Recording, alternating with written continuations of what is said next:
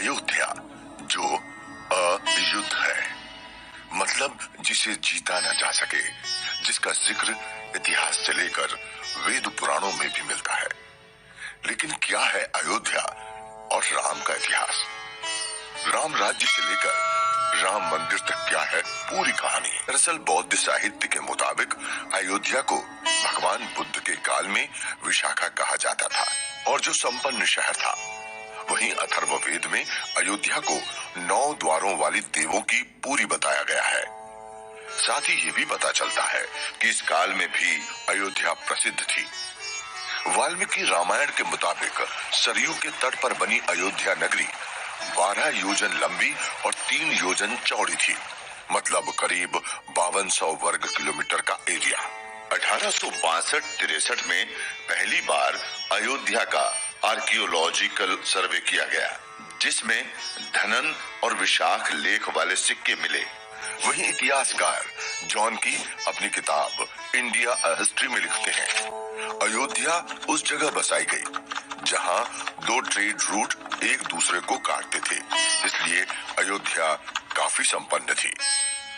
British राज में collector लाला सीताराम ने अपनी किताब अयोध्या अ हिस्ट्री में लिखा, 6वीं शताब्दी ईसा पूर्व में अयोध्या कौशल जनपद की राजधानी थी। हालांकि कुछ जगहों पर अयोध्या को साकेत भी कहा गया है, जबकि प्रोफेसर रीस डेविड्स मानते हैं कि बौद्ध काल में अयोध्या और साकेत 2 अलग अलग शहर थे। अयोध्या सूर्यवंश की राजधानी भी रही है। माना जाता है कि यह भारतीय इतिहास का सबसे लंबा राजवंश था। इसमें कुल 130 राजा हुए, जिसमें दशरथ 63वें और राम 64वें राजा हुए। वहीं राम अवतार की बात करें तो इसका जिक्र स्कंद पुराण में मिलता है, जिसके मुताबिक राम विष्णु के अवतार थे। लेकिन इस अवतार के पीछे बड़ी वजह था रावण, जिसने कड़ी तपस्या कर भगवान शिव से अजेय होने का वरदान हासिल किया। फिर इंद्र और चंद्रमा तक को जीत लिया। देवताओं की इसी परेशानी का हल निकाला भगवान विष्णु ने। उन्होंने खुद अयोध्या में राम अवतार लिया, नंदी के रूप में हनुमान को भेजा, शेषनाग लक्ष्मण बने और सभी देवता वानर सेना का हिस्सा बने। तो ये थी मर्यादा पुरुषोत्तम भगवान श्री राम और अयोध्या की कहानी कि राम राज्य के बाद कैसे बदली अयोध्या और कैसे बनी बाबरी मस्जिद। अयोध्या में पहली बार रामलला का मंदिर कब बना? इतिहास इस बात पर चुप है, मगर इसके टूटने से शुरू हुए विवाद ने भारत के इतिहास के लगभग हर पन्ने पर अपनी हाजिरी बनाए रखी है। 1528 में बनी बाबरी मस्जिद अयोध्या में विवाद की बड़ी वजह रही, जिसका पहला जिक्र 1838 में मिलता है, लेकिन दावे कई हैं। अयोध्या में हिंदू और मुस्लिम पहली बार 1855 में आमने सामने आए। वजह बाबरी मस्जिद नहीं, हनुमानगढ़ी बनी। इतिहासकार सर्वपल्ली गोपाल अपनी किताब एनाटॉमी ऑफ कन्फ्रंटेशन में लिखते हैं, 1855 में कुछ मुस्लिमों ने हनुमानगढ़ी पर धावा बोला। उनका दावा था कि हनुमानगढ़ी को एक मस्जिद तोड़कर बनाया गया है, लेकिन अवध के नवाब ने जब जांच करवाई तो दावा खारिज हो गया। हालांकि इस घटना ने अयोध्या में चिंगारी छोड़ दी, जिसका असर दिखा 3 साल बाद नवंबर 1858 में, जब 25 निहंगों ने बाबरी ढांचे में घुसकर हवन पूजन किया, जिसके खिलाफ बाबरी मस्जिद के मुअज्जिन ने FIR भी करवाई, जिसमें चबूतरे पर पूजा करने और मस्जिद की दीवार पर राम राम लिखने की बात भी सामने आई। राम मंदिर विवाद का ये पहला कानूनी दस्तावेज था। फिर साल 1859 में अंग्रेजों ने मामले को शांत करने की कोशिश की। राम चबूतरे और मस्जिद के बीच दीवार बनाकर दोनों के रास्ते अलग कर दिए गए। इसके 26 साल बाद मामला पहली बार कोर्ट पहुंचा। निर्मोही अखाड़े के महंत रघुवर दास ने खुद को राम जन्म स्थान का महंत बताते हुए एक याचिका लगाई और 17 गुणित 21 फीट चौड़े चबूतरे पर मंदिर बनवाने की परमिशन मांगी। इस दौरान निर्मोही अखाड़े की ये याचिका 3 अलग अलग कोर्ट से खारिज की गई। पहले जज पंडित हरिकिशन ने कहा कि इससे हिंदू मुस्लिम विवाद बढ़ेगा। फिर जिला जज कर्नल चैमियर ने मस्जिद वाले इलाके का दौरा किया।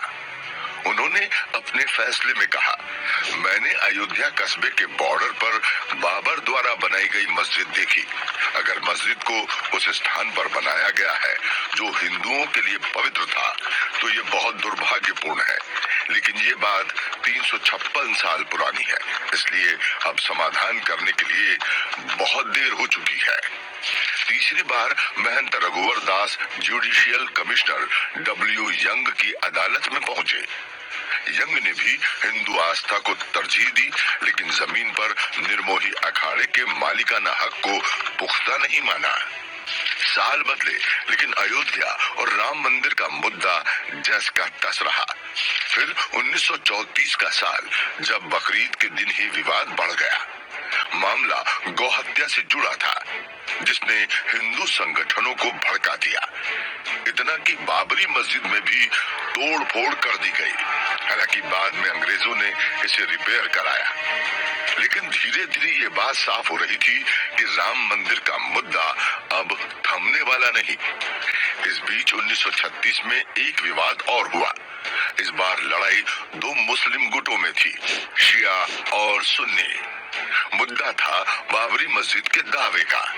फिर 1941 में जिला वक्फ कमिश्नर मजीद ने अपनी रिपोर्ट में बाबरी मस्जिद को सुन्नी मस्जिद बताया, जिसके खिलाफ Shia Waqf board Faizabad civil court पहुंचा।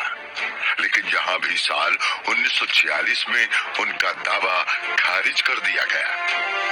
देश जहाँ एक तरफ आजादी की ओर था, वहीं राम मंदिर का मसला भी तूल पकड़ रहा था।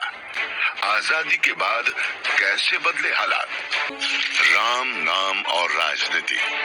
1947 देश तो आजाद हुआ, लेकिन अयोध्या में मंदिर मस्जिद विवाद की चिंगारी जोर पकड़ रही थी।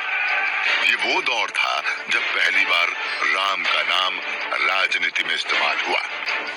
अयोध्या द डार्क नाइट किताब के मुताबिक 1947 के आखिर में अयोध्या के अंदर वैरागियों और हिंदू महासभा की एक बड़ी सभा हुई, जिसमें बाबरी ढांचे पर कब्जे का मुद्दा उठा और यहीं से अयोध्या में तनाव बढ़ने लगा। 1948 में प्रदेश की 13 सीटों पर उपचुनाव होने वाले थे।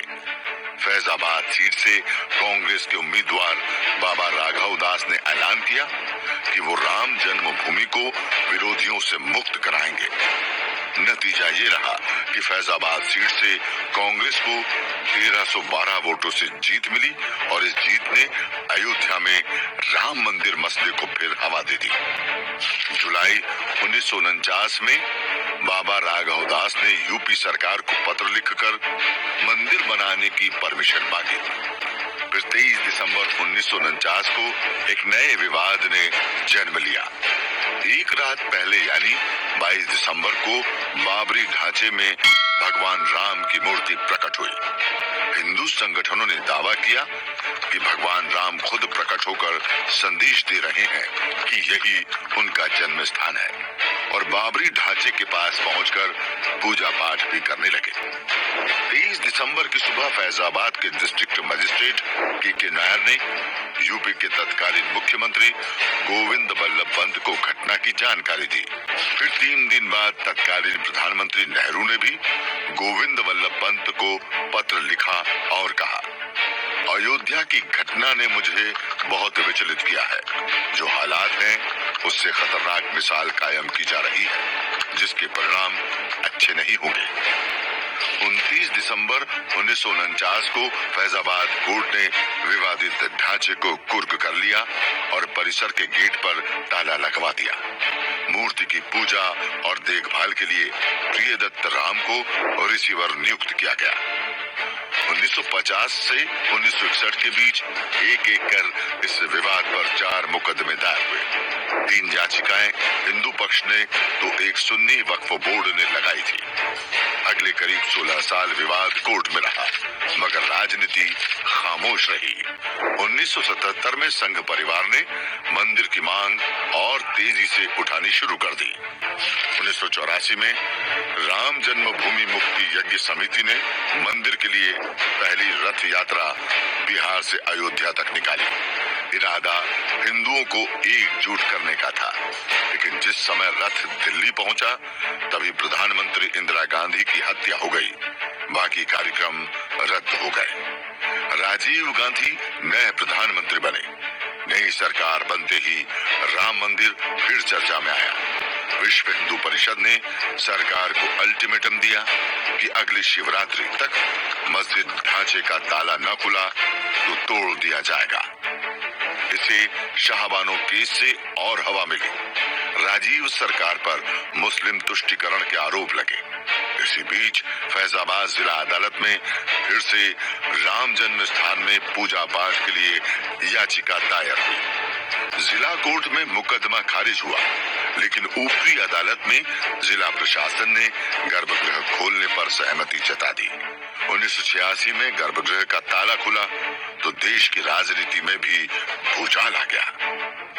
राम का नाम और राजनीति ने कैसे बदली। साल 1990 से 2024 राम मंदिर विवाद का वो दौर जब राम मंदिर के नाम पर गोलियां चली, दंगे भड़के, राम जन्मभूमि परिसर पर आतंकी हमला हुआ और रामलला कोर्ट भी पहुंचे। 80 के दशक में 2 ऐसी घटनाएं भी हुई जिनसे राम मंदिर विवाद का रुख ही बदल गया। 1 जुलाई 1989 को उत्तर प्रदेश हाईकोर्ट के पूर्व जज देवकीनंदन अग्रवाल ने खुद को राम मित्र और रामलला विराजमान को न्यायिक व्यक्ति बताते हुए विवादित जमीन पर रामलला का दावा पेश किया। इसी साल नवंबर में कांग्रेस सरकार की परमिशन से अयोध्या में विवादित ढांचे के पास शिलान्यास किया गया। मुस्लिम पक्ष ने इसका विरोध किया तो भाजपा को मुद्दा मिल गया। भाजपा नेता लालकृष्ण आडवाणी ने राम मंदिर के लिए 25 सितंबर 1990 को सोमनाथ से रथ यात्रा शुरू की।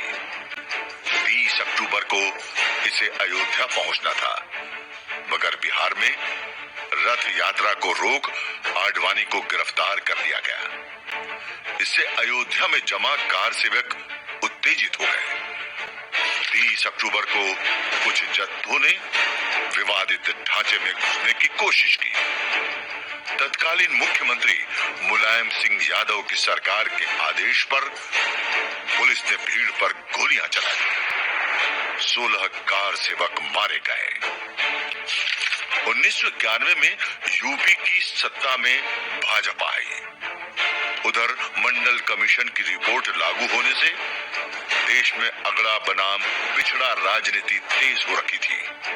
कल्याण सिंह सरकार ने विवादित 2.77 एकड़ जमीन को कब्जे में ले लिया और 42 एकड़ जमीन विश्व हिंदू परिषद को लीज पर दे दी। फिर 6 दिसंबर 1992 को वो घटना हुई जिसने अयोध्या की सूरत ही बदल दी। इस दिन के बारे में एजी नूरानी अपनी किताब Babri Masjid a matter of national honour में लिखते हैं। 6 दिसंबर की सुबह लाखों कार सेवक अयोध्या पहुंचे। नारे लग रहे थे, मिट्टी नहीं खिसकाएंगे, ढांचा तोड़ कर जाएंगे। कार सेवकों की भीड़ ने 6 घंटे के अंदर ही मस्जिद का ढांचा गिरा दिया। इस घटना से देश भर में दंगे भड़क गए। यूपी में कल्याण सिंह की सरकार बर्खास्त कर दी गई। आडवाणी, कल्याण सिंह समेत कई भाजपा नेताओं पर केस दर्ज हुए। ढांचा टूटने के बाद रामलला को एक टेंट में रखा गया। अगले 27 साल वो टेंट में ही विराजे। ढांचा गिराने की सीबीआई ने जांच शुरू की। अदालतों में केस खिंचता रहा और राम मंदिर आंदोलन का स्वर धीमा पड़ता गया। मंदिर आंदोलन की चिंगारी को फिर 10 साल बाद हवा मिली। साल था 2002। गुजरात के गोधरा कांड ने देश में राम मंदिर की चर्चा तेज कर दी। इसी साल इलाहाबाद कोर्ट ने राम जन्म स्थान स्वामित्व विवाद में सुनवाई शुरू की। 2003 में कोर्ट ने एएसआई को सर्वेक्षण का आदेश दिया। एएसआई की रिपोर्ट के मुताबिक खुदाई में 10वीं शताब्दी के ऐसे पत्थर मिले जो हिंदू मंदिर के हो सकते हैं। 2010 में इलाहाबाद हाई कोर्ट ने विवादित जमीन को निर्मोही अखाड़े, सुन्नी वक्फ बोर्ड और रामलला विराजमान में बांटने का फैसला सुनाया। लेकिन 6 महीने बाद ही सुप्रीम कोर्ट ने इस फैसले पर रोक लगा दी और राम मंदिर से जुड़े मामलों में खुद सुनवाई करने का फैसला किया। 2014 लोकसभा चुनाव में भाजपा बहुमत के साथ सत्ता में आई। सुप्रीम कोर्ट की कार्यवाही भी तेज हो गई और 2019 में सुप्रीम कोर्ट की 5 जजों की बेंच ने अयोध्या राम जन्मभूमि मामले में अपना फैसला सुनाया। 2.77 एकड़ जमीन पर रामलला विराजमान का अधिकार माना गया। कोर्ट ने केंद्र सरकार को 3 महीनों में एक ट्रस्ट बनाकर जमीन उसे सौंपने का आदेश दिया। साथ ही केंद्र और यूपी सरकार को ये निर्देश भी दिए कि मस्जिद बनाने के लिए सुन्नी वक्फ बोर्ड को अयोध्या में ही 5 एकड़ जमीन उपलब्ध करवाई जाए। 5 अगस्त 2020 को प्रधानमंत्री मोदी ने अयोध्या में राम मंदिर का भूमि पूजन किया। निर्माण का पहला चरण पूरा होने के बाद अब आखिरकार वो समय आ गया जब 22 जनवरी को श्री रामलला मंदिर में विराजेंगे। राम मंदिर बनने की कहानी आपने पढ़ी, लेकिन इस कहानी को समझने के लिए जरूरी है विवाद के कानूनी पहलू को समझना। मंदिर विवाद की कानूनी यात्रा पर बात करेंगे। एक मंदिर, 3 तरह के केस और 134 साल की कानूनी लड़ाई। 1885 से 2019 तक राम मंदिर विवाद से जुड़े 3 तरह के मामले अदालत पहुंचे। पूजा या इबादत के अधिकार के मामले, राम जन्म स्थान के मालिकाना हक के दावे और बाबरी ढांचा गिराने का केस। विवाद के कानूनी पहलू की शुरुआत पूजा के अधिकार की मांग से हुई। पहली बार 1885 में महंत रघुबर दास ने बाबरी ढांचे पर बने राम चबूतरे पर पूजा की अनुमति मांगी। इसके बाद 1950 में गोपाल सिंह विशारद ने भी पूजा करने की अनुमति मांगी थी, जो केस 2019 में निपटा। 1986 में वकील यूसी पांडे की पूजा की मांग पर ही गर्भगृह का ताला खुला था। वहीं मुस्लिम पक्ष ने भी 1994 में इबादत के अधिकार पर याचिका दायर की थी। मंदिर विवाद से जुड़ा दूसरा पहलू है करीब 67.7 एकड़ की जमीन का मालिकाना हक। इसी पहलू के निपटारे से विवाद का हल भी निकला। मालिकाना हक पर यूं तो कई याचिकाएं दायर हुई, लेकिन सुप्रीम कोर्ट ने 3 को ही वैध माना। पहली याचिका निर्मोही अखाड़े की थी। 1959 में दायर इस याचिका में पहली बार राम जन्म स्थान पर मालिकाना हक जताया गया। दूसरी याचिका जब 1961 में सुन्नी वक्फ बोर्ड भी मालिकाना हक जताते हुए कोर्ट पहुंचा। इनके अलावा सबसे महत्वपूर्ण थी 1989 में दायर हुई याचिका, जिसमें रामलला विराजमान को जमीन का मालिक बताया गया। हाईकोर्ट के पूर्व जज देवकीनंदन अग्रवाल ने इस याचिका में रामलला को न्यायिक व्यक्ति बताते हुए कहा, रामलला नाबालिग हैं, इसलिए उनकी तरफ से मैं बतौर राम मित्र याचिका दायर कर रहा हूं। इसी आधार पर 2019 में अदालत ने रामलला को ही जमीन का असली मालिक माना।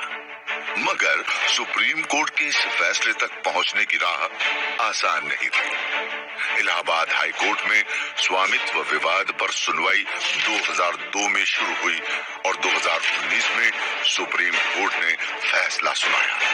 इन 17 सालों में एक बार इलाहाबाद हाई कोर्ट का फैसला पलटा गया तो एक बार सीजेआई ने सुप्रीम कोर्ट की ही बेंच का फैसला पलट दिया। दरअसल 2010 में इलाहाबाद हाई कोर्ट ने विवादित जमीन को 3 हिस्सों में बांटने का फैसला सुनाया। निर्मोही अखाड़ा, सुन्नी वक्फ बोर्ड और रामलला विराजमान को एक एक हिस्सा दिया गया।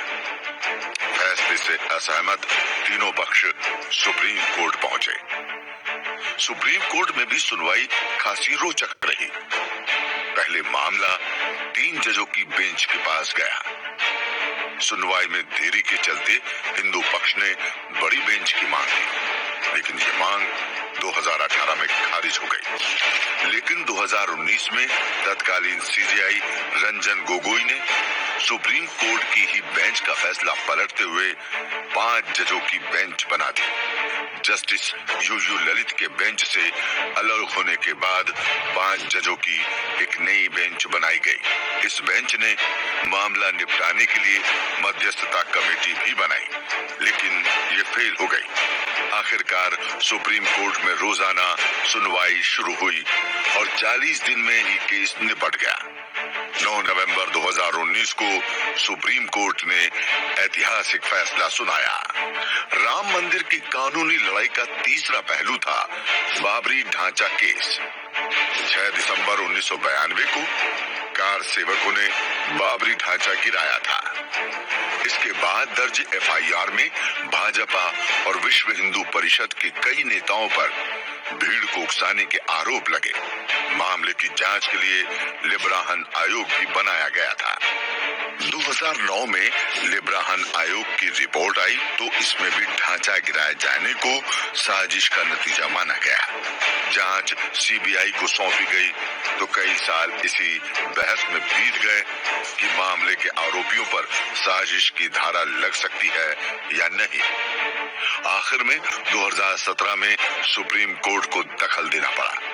लंबी सुनवाई के बाद आखिरकार 30 अगस्त 2022 को सीबीआई कोर्ट ने आडवाणी, मुरली मनोहर जोशी और उमा भारती समेत इस केस के सभी आरोपियों को बरी कर दिया।